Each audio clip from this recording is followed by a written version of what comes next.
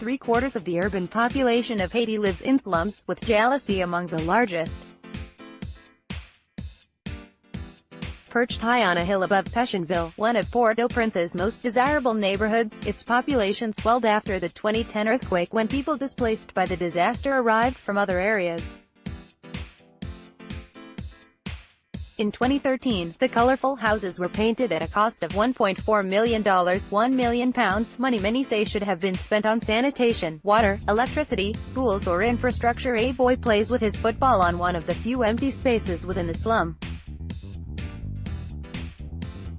With up to 1,800 people crammed into each hectare, conditions are cramped, with tiny houses built on top of each other without permission or building regulations, and using poor materials. A man works out at one of the makeshift gyms inside Jalousie. He also looks after one of the water supply depots within the slum. Jean-Michel, pictured right, helps his 7-year-old daughter, Fat Julie, with her homework, while Catherine Tellemore, who lives with Michel and his 3 children, takes a nap. Michel works as a car park security guard and has been living in this one room with his 3 children and Tellemore since 2004. Haiti is the poorest country in the Americas. Not only do 2 out of 3 people live on less than $2.41 a day, the national poverty line, but Haiti suffers from extreme inequality.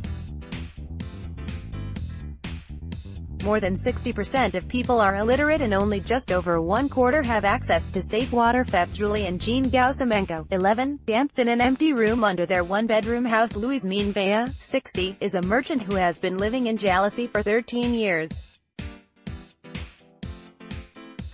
Her husband died 10 years ago. She lives with her 2 children and 1 adopted son. A woman braids the hair of her neighbor. 2 women clean rice at one of the restaurants in the slum. A woman passes one of the few open squares in Jalousie. This mural was supervised by the Haitian painter and sculptor Patrick Valère and inspired by one of his works. A woman carries water back to her home. Residents, including children, have to pay up to 35 cents for a 5-gallon bucket, which weighs about 19 kilograms. Getting sufficient clean water is a daily challenge, and cholera is also a major problem. In the aftermath of the earthquake, UN peacekeepers brought the disease to Haiti, and the resulting outbreak made close to 800,000 people sick and has claimed more than 10,000 lives since 2010. A woman stands in front of rubbish washed down from the mountain after rainfall the previous evening. She lives on the lower terraces of the hill, so when it rains, piles of trash collect in front of her house. Churchgoers pray at Evangelique Baptiste Church, one of the many places. I've worshipped in the slum community as night falls. Men play dominoes out on the street. Paul Alfena, 40, washes clothes on her porch while her children play a board game.